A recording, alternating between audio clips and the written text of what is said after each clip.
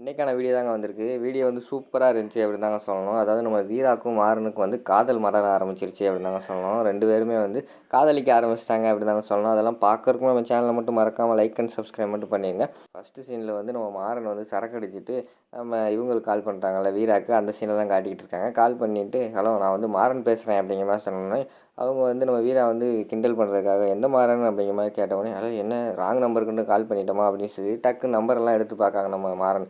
கரெக்டான நம்பருக்கு தான் கால் பண்ணியிருக்கோம் அப்படின்னு சொல்லிட்டு ஹலோ நான் தான் என்னை தெரியலையாம்மா நான் தானம்மா உங்கள் வீட்டுக்கு பிரியாணியெல்லாம் வந்து செஞ்சு கொடுத்துடலாமா அப்படிங்கிற மாதிரி வந்து மாற சொல்கிறாங்க. ஓ மாஸ்டரா சாரி மாஸ்டர் இங்கே எதுவும் ஃபங்க்ஷன் இல்லை அப்படிங்கிற மாதிரி சொல்லிடுறாங்க வீரா. சரி அப்படியா நீ சரி நான் ஃபோனை வைக்கிறேன் அப்படின்னு சொல்லிட்டு கோவத்துலேருந்து ஃபோனை வைக்க போகிறாங்க வந்து மாறன். இரு வைக்காத அப்படிங்கிற மாதிரி வந்து வீரா சொல்கிறாங்க.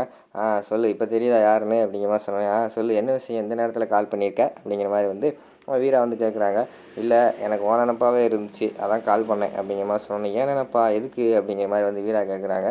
இல்லை இதுக்கு முன்னாடி எங்கள் அப்பா என்னை அடிக்க கை வாங்கினாருனால என் கன்னத்தில் வந்து கை விழுந்துடும்.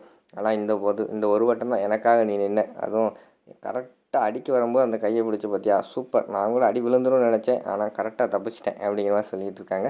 இதில் என்ன இருக்குது, உன் மேலே தப்பு இல்லை அதனால் நான் தடுத்தேன் அப்படிங்கிற மாதிரி சொல்கிறாங்க. ஆமாம் எனக்காக நீ பேசுகிற, எங்கள் அத்தை எப்போயாவது பேசுவோம், அது என் மேலே உள்ள பாசத்தில் வந்து லொட என்னத்தையா பேசிக்கிட்டு இருக்கோம். ஆனால் எங்கள் அப்பா வந்து எங்கள் அத்தை பேச்செல்லாம் சரியாக கேட்டுக்கிற மாட்டார். ஆனால் உன் பேச்சை கேட்டுட்டு இன்றைக்கி பதறி போயிட்டார். அவரே எதுவும் சொல்லி சமாளிக்கணும்னு சொல்லி சமாளிட்டு போனார். எனக்கு ரொம்ப பெருமையாக இருந்துச்சு தெரியுமா அப்படிங்கிற மாதிரி சொல்கிறாங்க. அப்படியா அப்படிங்கிற மாதிரி வந்து நம்ம வீரா கேட்காங்க. ஆமாம் அப்படின்னு சொல்லிவிட்டு அவங்க அம்மா பாட்டு இருக்குல்ல, அந்த அம்மா பாட்டு ஒன்று படித்தாங்க. அம்மா பாட்டை பாட்டோன்னே கண்டுபிடிச்சிட்டாங்க. சரி ஆள் வந்து பயங்கரமான போதையில் தான் இருக்கார் அப்படின்னு சொல்லிட்டு சரி எங்கள் அம்மா தான் என்னை வந்து நல்லா பார்த்துக்குவாங்க, அதுக்கப்புறம் இப்போ எங்கள் அம்மா மாதிரி நீ தான் பார்த்துக்குற அப்படிங்கிற மாதிரி வந்து மாறன்னு சொல்கிறாங்க. அப்போனா எனக்கு ஒரு பாட்டு பாடு அப்படின்னு சொன்னோடனே ஒரு பொட்டு வைத்த அந்த பாட்டு இருக்குல்ல, அந்த பாட்டை வந்து பாடுற மாதிரி காட்டுறாங்க. சரி ரொம்ப போதையாகாமல் பேசாமல் படுத்து தூங்கு அப்படிங்கிற மாதிரி சொல்லிட்டு அவங்க வந்து ஃபோனை வச்சிடுறாங்க. ஹலோ அப்படின்னு சொல்லிட்டு ஃபோனை பார்க்காங்க. அவங்க ஃபோனை வச்சிட்டாங்கல்ல, அவனை எப்போ ஃபோனை வச்சா அது வேறு தெரியலையே அப்படின்னு சொல்லிட்டு பேசாமல் படுத்து தூங்கிடுறாங்க நம்ம மாறன். அடுத்த மறுநாள் காலையில் வந்து அந்த ஜவுளி கடையில் வந்து நம்ம மாறன் வந்து ட்ரெஸ் எல்லாம் எடுத்து அடிக்கிட்டு இருக்காங்க. அந்த இடத்துக்கு வந்து நம்ம வீரா வந்து வராங்க. வந்தோடனே ஹலோ இங்கே பாருன்னு சொல்லிட்டு காலை காட்டுறாங்க. என்ன காலையை காட்டுறா அப்படின்னு சொல்லிட்டு ட்ரெஸ்ஸு நல்லா இருக்குது அப்படிங்கிற மாதிரி வந்து மாறன் சொல்கிறாங்க. அது இல்லை கீழே பாரு அப்படிங்கிற மாதிரி சொன்னோடனே காலை பார்க்காங்க. காலை நகை பாலிசி மேட்சாக இருக்குது அப்படிங்கிற மாதிரி சொன்னோடனே இங்கே பாரு காலில் பாரு அப்படிங்கிற மாதிரி சொன்னேன். காலை எதுக்கு பார்க்கணும் அப்படிங்கிற மாதிரி வந்து மாறன் கேட்காங்க. ஆமாம் நேற்று போதை போட்டு நீ தானே சொன்னேன் என்னை காப்பாற்றின உனக்கு வந்து காலில் விழுகணும் அப்படின்னு சொன்னேலே அப்படிங்கிற மாதிரி சொன்னேன். என்னது போதை போட்டு உன்ட்ட பேசணுண்ணா அப்படிங்கிற மாதிரி வந்து மாறன் கேட்காங்க. ஆமாம் உன் மொபைல் எடுத்து பாரு அப்படிங்கிற மாதிரி சொல்கிறாங்க. சரின்னு சொல்லிட்டு மொபைலெல்லாம் எடுத்து பார்க்காங்க. எடுத்து பார்த்தா அதில் வந்து ஃபோன் போயிருக்கு. 5 நிமிஷத்துக்கு மேலே பேசுனதா இருக்குது. ஐயோ ஆமாம் பேசியிருக்கேன், அவன் என்ன பேசுனேன்னு தெரியலையே அப்படிங்கிற மாதிரி சொன்னேன். அதான் நீ போதையை போட்டாலே என்ன பேசுனேன் மறந்துடுவியே, என் காலில் விழுந்து மன்னிப்பு கேட்கணும்னு சொன்னேன் அப்படின்னு சொன்னேன். அதான் காலை கொண்டு வந்திருக்கேன், எல்லாம் திரும்பி சொல்லவா, யாருக்கு தெரியாமல் மன்னிப்பு கேட்குறியா அப்படிங்கிற மாதிரி சொல்கிறாங்க நம்ம வீரா. ஏய் இங்கே பாரு நான் போதையில் பேசணும்லாம் உண்மையாக இருக்கலாம், ஆனால் அந்த மாதிரிலாம் பேசியிருக்க மாட்டேன், அது மாதிரி பேசுறதுக்கு வாய்ப்பெல்லாம் கிடையாது, ஒழுங்காக ஓடிடு அப்படின்னு சொல்லிட்டு மாறன் வந்து வீராவை அனுப்பி வச்சிடுறாங்க. அதுக்கடுத்து வீரா அந்த சைடு நின்றுக்கிட்டு இருக்காங்க, மாறன் இந்த சைடு இருக்காங்க. 2 பேருமே லவ் சாங்கை பேக்ரவுண்டில் லவ் சாங்கை போட்டு 2 பேரும் பாதி சிரிச்சுக்கிட்டு இருக்கிற மாதிரி காட்டிக்கிட்டு இருக்காங்க. மேக்ஸிமம் 2 பேருக்கு லவ் வந்துருச்சு. அடுத்த சீனில் வந்து நம்ம இவர் இருக்கால ராகவன் வந்து அமைதியாகவே இருக்கார். என்ன கல்யாணம் முடிஞ்சு இன்னும் ஃபர்ஸ்ட் நைட்டு நமக்கு நடத்தி வைக்க மாட்டேங்காங்களே, இப்படி காக்க வைக்கிறாங்களே அப்படின்னு சொல்லிட்டு அவர் ஒரு வாரத்தில் உட்காந்துக்கிட்டு இருக்கிற மாதிரி காட்டுறாங்க. அந்த இடத்துக்கு வந்து நம்ம மாறன் வராங்க. டேய் என்னடா கவலையாக இருக்கே அப்படிங்கிற மாதிரி சொன்னோன்னே என் கவலை யாருக்கு தெரியும் அப்படிங்கிற மாதிரி வந்து நம்ம ராகவன் சொல்கிறாங்க. எனக்கு எல்லாமே தெரியுது, அதுக்கு ஒரு முடிவு கட்டிடுவோம் அப்படிங்கிற மாதிரி சொல்கிறாங்க. என்னடா அவனுக்கு தெரியுதா அப்படிங்கிற மாதிரி வந்து நம்ம ராகவன் கேட்காங்க. ஆமாம் கல்யாணம் முடிஞ்சு ஃபஸ்ட் நைட் நடக்கலன்னு தானே கவலையில் இருக்கே, அது மூஞ்சில் அப்பட்டமாக தெரியுது, அதுக்கு ஒரு இது முடிவு பண்ணிடுவோம் கவலைப்படாத அப்படிங்கிற மாதிரி சொல்கிறாங்க.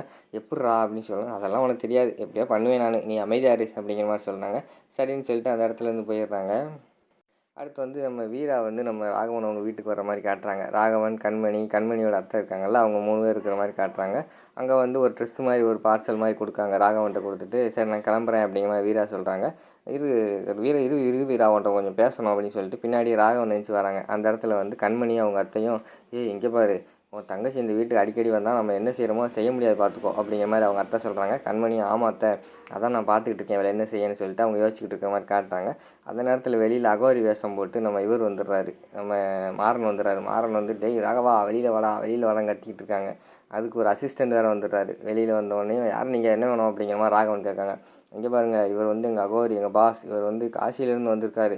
இவர் அவ்வளோ சீக்கிரமாக யாரும் பார்க்க வரமாட்டார், இவரை பார்க்க தான் பெரிய பெரிய பணக்காரங்க நடிகர்கள்லாம் வருவாங்க. ஆனால் அவர் இங்கே வந்திருக்காருன்னா உங்களுக்கு தான் செஞ்ச புண்ணியம் அப்படிங்கிற மாதிரி சொல்லிக்கிட்டு இருக்காரு. ஏங்க எனக்கு இதெல்லாம் நம்பிக்கை இல்லை, நீ கிளம்புங்க அப்படிங்கிற மாதிரி வந்து ராகவன் சொல்கிறாங்க. ஏய் ராகவா இங்கே வாடா, ராகவா இங்கே வாடான்னு சொல்லிகிட்டே இருக்காங்க. என்ன பேரத்தெல்லாம் சொல்லி கூப்பிட்றாரு, எங்கள் வாடான்னு சொன்னோடனையும் ராகவன் வந்து பக்கத்தில் மெதுவாக போகிறாங்க. டேய் நான் தான்டா மாறன் வந்திருக்கேன்டா அப்படின்னு சொல்கிறாங்க நம்ம மாறன். ஓ நீயா, சரி சரி சரி சரி சாமி சாமி நீங்களா சாமி வாங்க சாமின்னு சொல்லிட்டு வீட்டுக்குள்ளே கூப்பிட்டு போகிறாங்க. நம்ம இவங்களுக்கு ஒன்றுமே புரியலை. வீராக்கு என்ன ஃபஸ்ட்டு ஒன்றுமே தெரியாதுன்னு சொன்னாங்க, இப்போ சாமிங்கிறாங்களேன்னு சொல்லிட்டு உள்ளே போயிட்டு அந்த அவங்க வீட்டுக்குள்ளே தண்ணியெல்லாம் கட்டி கிடக்குங்களோ அந்த இடத்துல டான்ஸ் ஆட ஆரம்பிச்சார் மாறன். அந்த இடத்துல வந்து வள்ளி வராங்க. ஏய் யாரா இவங்க அத்தா இமயமலேருந்து வந்திருக்காரு அப்படிங்கிற மாதிரி ராகவன் சொல்கிறாங்க. உடனே நம்ம வீரான்னு சொல்கிறாங்க, என்னமாம்மா வெளியில் வந்து காசின்னு சொன்னீங்க, இப்போ இமயமலை சொல்கிறீங்க அப்படின்னு கேட்டோடனே, அதுவாம்மா அது காசியிலேருந்து இமயமலை போயிட்டு வந்திருக்காரு அப்படின்னு சொல்லிட்டு அவர் ஆடிக்கிட்டே இருக்கார் மாறன். ஆடும்போது பார்த்தா அங்கிட்டிருந்து தாடி கலண்டோடனே ஐயோ கலண்டுருச்சே அப்படின்னு சொல்லிட்டு ராகவன் வந்து சொல்லிக் கொடுக்காரு. அதை வந்து நம்ம வீரா பார்த்துட்டாங்க. ஓ இவன் தான் வந்திருக்கானா அப்படின்னு சொல்லிட்டு அவங்களுக்கு தெரிஞ்சு வச்சு சாமின்னு அவங்களும் சாமி கும்பிட ஆரம்பிச்சிடுறாங்க. வள்ளி ஒன்றுமே என்ன செய்யணும்னு புரியாமல் குழப்பமாக பார்த்துக்கிட்டு இருக்காங்க, யார் இந்த சாமியார்னு சொல்லிட்டு. அதோட பார்த்தீங்கன்னா இந்த எபிசோடை வந்து முடிச்சிடுறாங்க.